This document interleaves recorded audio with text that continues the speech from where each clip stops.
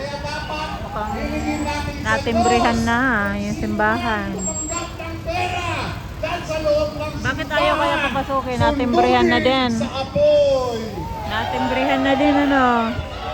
So, ano masasabi nyo mga ka-diehard DDS? Nandito tayo para magpaalis ng demonyo. Nandito tayo para magpaalis ng mga impakto. Pero hindi naman tayo mangkukulang.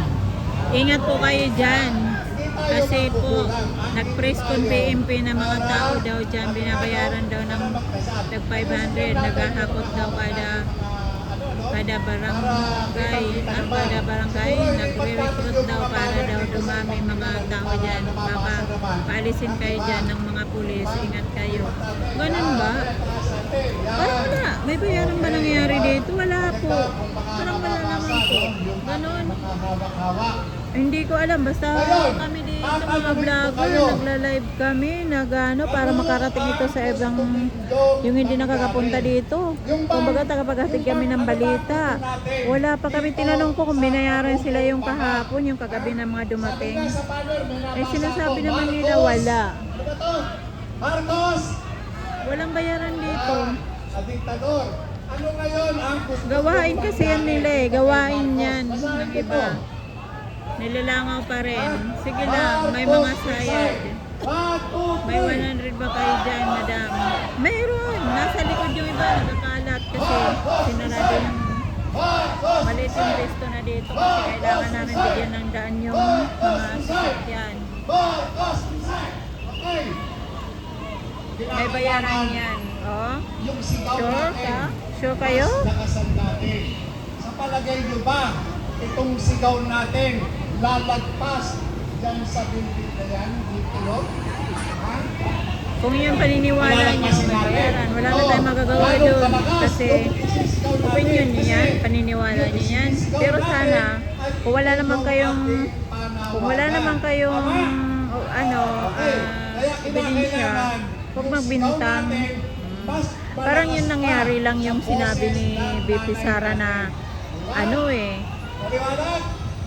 ginagawa ng bangka, binabantaan daw. Hindi naman bangka yun. Yun ay habilin kung sakali may mangyari sa kanya. Ganun yun. Okay. Tama na. Ang pinatulang tatlo. 1, 2, 3.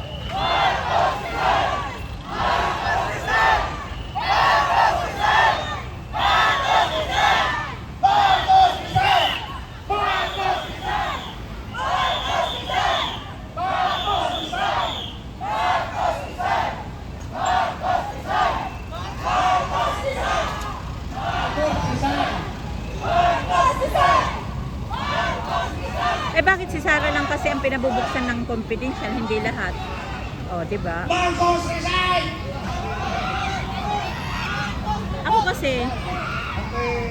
Ako kasi lagi ako nanonood ng hearing sa Congress.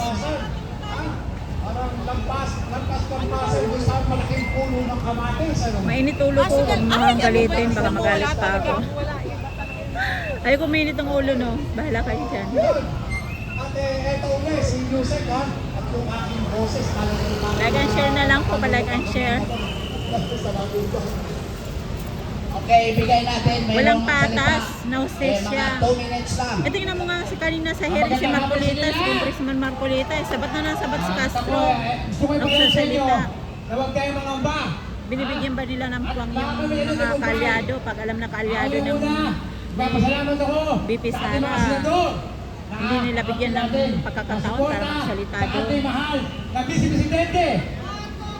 At ang ating gobernador, congressman, mayor, kapitan, kagawad, at sa ating mga kapulisan, sa military, na suporta sa ating mahal na Vice Presidente, Sara Duterte. Tama ba? Huwag tayo mangamba at makakawin natin tagumpay. At kasama ng mahihirap, ang ating mahal na Vice Presidente. Tama ba? At ang ating mga kapatid, ang aking mga kapatid na Muslim kasama ang ating mahal na Presidente. Tama! Sara! Laban! Sara! Laban! Sara! Sara! Kapag sabay! Sara! Sara! Sara! Sara! Sara! Duterte! Ang muli magbangon ng mahirap! Ito yung menu, ha? Ito na! Yung liig ni Bibi Sara, okay lang sa inyo yon. Yung sa liig. Di ba naunang bantaan yun? Kailan pa yung may piklat? Kailan pa yung may yung liig? Eh siyang unang pinagbantaan ah. Umiyak na. Ang sister. Hindi pa nakapagsalita yung mukha niya. Hindi mo makita yung mukha. Umiyak na eh.